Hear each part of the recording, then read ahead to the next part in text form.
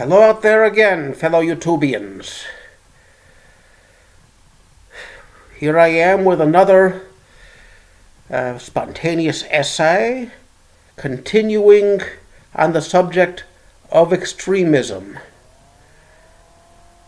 My last little talk left a lot of issues unresolved. For one thing, if the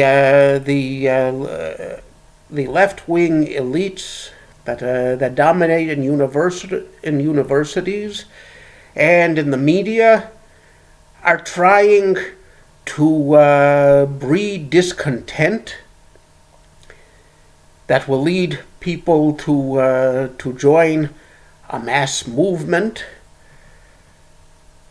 and overthrow the present order of things in the United States. That begs the question, why? What is it that they have to gain? And here, I'm not privy to their private counsels, so I can only speculate.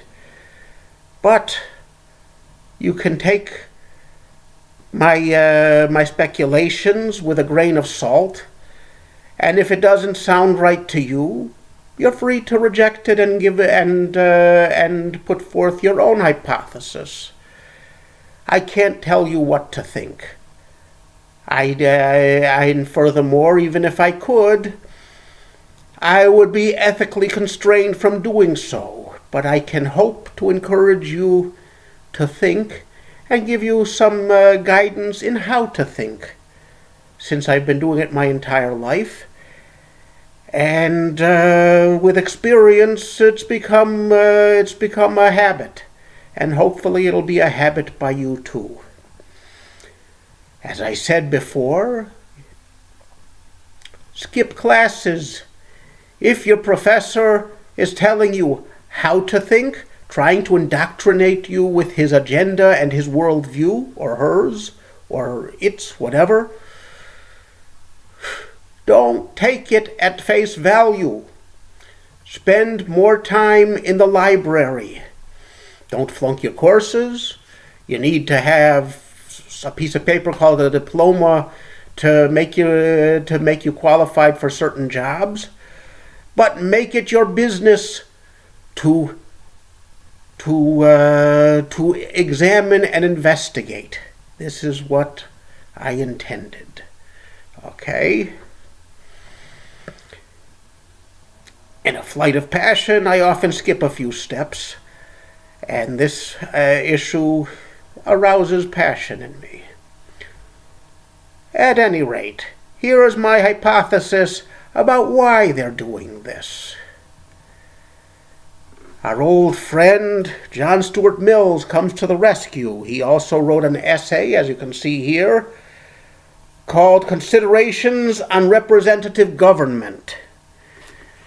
And in that essay, he establishes that representative government can only be as good as the people that it represents.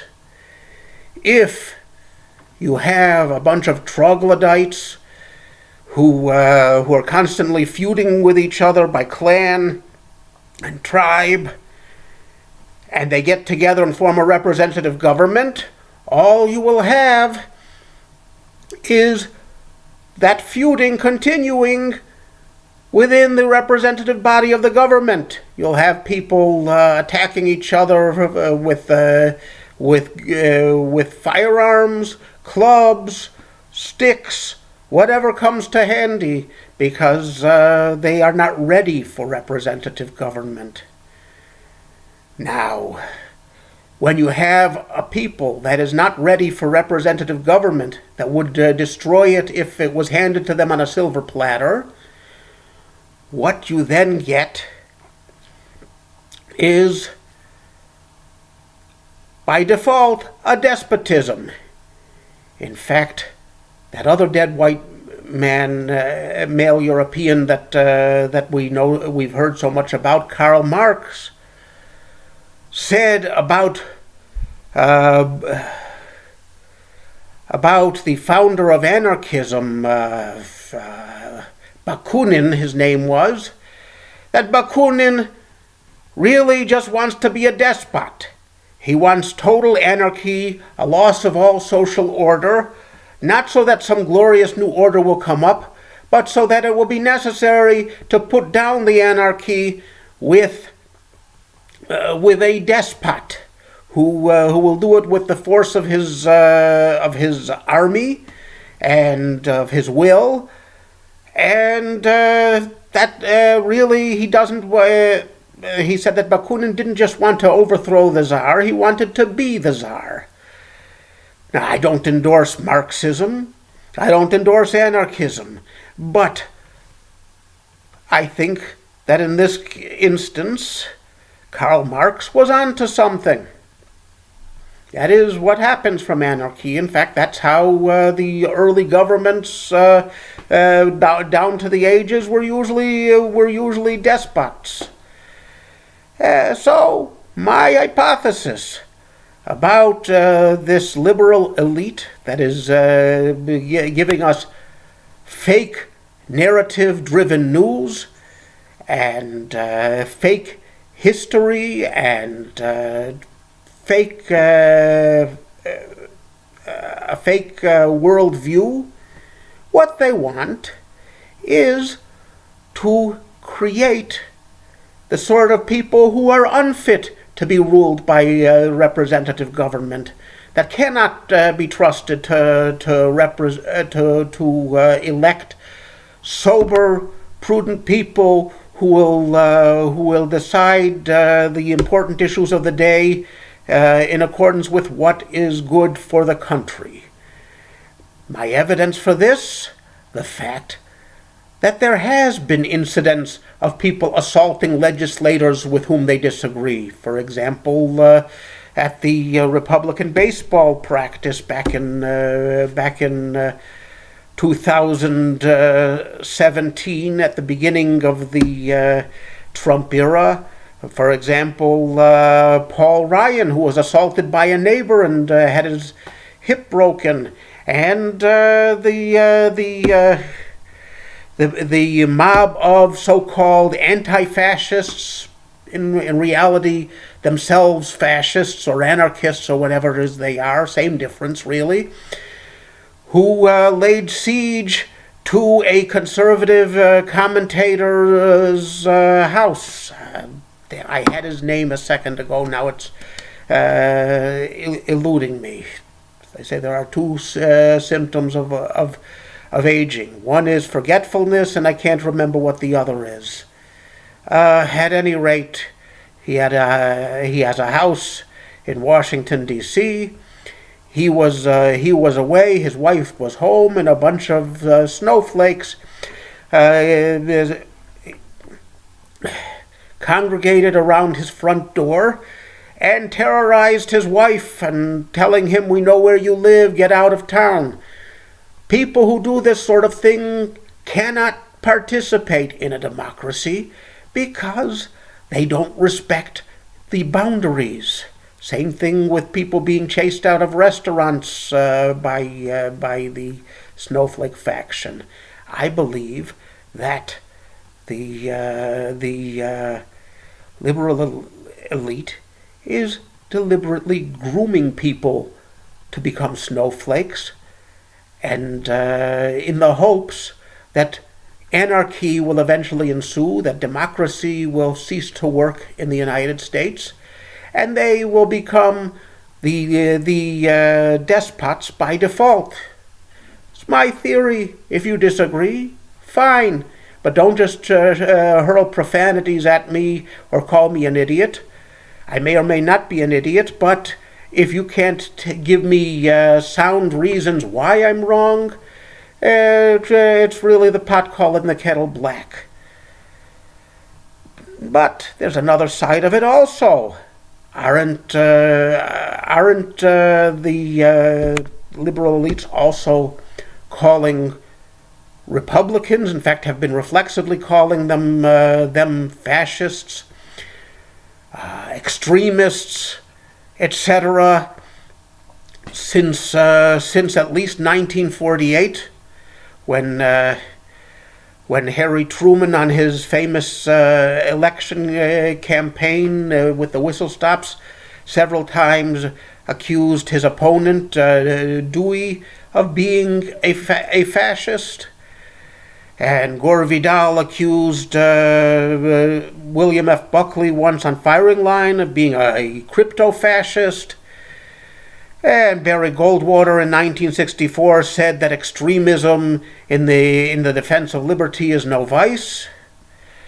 So, what about the modern Republican and conservative faction of the United States? Are they extremists? Well, let's examine Mr. Trump. Of course, the narrative has to be that anybody carrying the conservative banner is a racist, because the formula for electoral victory for the Democratic Party is 90% of all minorities have got to vote Democrat, and maybe 40% of all male white and female white Europeans have to as well. And with that, they can sail to victory. If they only get 70 or 80%, they're doomed. So they have got to whip out the racist canard, the same as the boy who cried wolf had to cure his boredom by crying wolf. The same reason why Joe McCarthy had to constantly call people communists. It's the same basic thing. A scurrilous accusation, repeated many times, as Joseph Goebbels said, will tend to be believed. Anyway, so the question is Donald Trump a racist and an extremist? First, let's examine extremism, because racism is a very hard charge to disprove, because you basically have to prove a negative, which is a logical impossibility, but I'll do my best with that. First, let's talk about extremism. Is he a hardline conservative Republican? Well, let's take a look at trade. His trade policy is use protectionism to force the countries that are keeping our American goods out with tariffs to achieve reciprocity with those countries. China wants to sell its goods to the United States, but they don't want to buy American goods. So you put tariffs on Chinese goods, and they are willing to lower their tariffs. Whose idea was this? In 1984, there was a Democratic presidential candidate named Richard Gephardt, and he had a great commercial pointing out that while South Korean automobiles such as Hyundai are available for cheap in the United States, American cars in South Korea are ruinously expensive because of the tariffs, and he called for reciprocity. Was a good idea. Unfortunately, he didn't get the nomination to the Democratic Party. People would have voted for something like that. It made sense. Instead, they got Walter Mondale, who promised to raise taxes and lost in the hugest landslide ever. I think he only carried his home state. Anyway, Ronald Reagan didn't take up this call for reciprocity either. In fact, it was completely forgotten from the language of politics until Donald Trump came about and put some teeth on reciprocity, using protectionism as the stick in which to induce countries who are not trading fairly with the United States to finally approach reciprocity, and it's worked wonders. It's still in progress, of course, but he's been actually carrying out Richard Gephardt's forgotten good idea, a Democrat idea. What about the wall? Isn't he saying that all Mexicans and Central Americans are a bunch of drug runners, human traffickers, and gangsters, and maybe even terrorists? No, he says that there are those among them who are, and you have to vet them and keep those out of the country, and allow the immigrants coming in and seeking asylum that are actually eligible for asylum to obtain it, because the United States has a huge boom. A huge demand for jobs, and a few immigrants would not be a bad idea wherever they come from, whatever their skin color is. This is not racism, except to the hypercritical strictures of the narrative. Republicans must be racist because we need 90% of minorities to get into power. Now, Barry Goldwater said that extremism in the defense of virtue is in defense of liberty is no vice, but extremism in the seeking of power, Lyndon Baines Johnson retorted to him, is absolutely unforgivable. And where the Democrats are using extremism, assaulting people, shooting at people, urging people to form crowds around people and get in their face, that, in my opinion, is extremism. It's an extreme tactic, and they're doing it in the quest for absolute power, according to my hypothesis, and that is absolutely unforgivable. America has a long tradition of democracy and civil rights. And if the government is unable to keep mobs from attacking people, either by getting into their face and yelling at them and telling them that they're not welcome anymore, as Maxine Waters says, or refusing to be civil, as Hillary Rodham Clinton says, or just shooting at them, as that gunman, I forget what his name did at the Republican congressional baseball practice session, the worst is yet to come. And that is absolutely unforgivable extremism, which can only be countered by making sure that it doesn't work, that the Democratic Party loses power, that they stop making a circus out of every Supreme Court justice nomination, or dragging around a enfeebled old woman and forcing her to sit on the Supreme Court even though she's too old to really participate, just to hold a seat. This is also extremism. The courts will change eventually leftward, just as right now they're changing rightward. You can stand in the way, or you can at least attempt to mitigate the swinging of the pendulum from left to right, and then later on it'll swing from right to left. It's happened before. It's happening now. It's not the end of the world. And if anybody is so fiercely protective of the right to murder babies in the womb, let them do it. Protect the woman's right to choose, as they call it, by having a constitutional convention and proposing an amendment. In fact, you can propose 2 alternative amendments, and may the best amendment win, or may both of them lose, but stop trying to hold the nomination process in the courts hostage to this. Any rate, I have just about reached my 20-minute limit. Thank you, and good day. I'll try to upload this faster than I did the last one.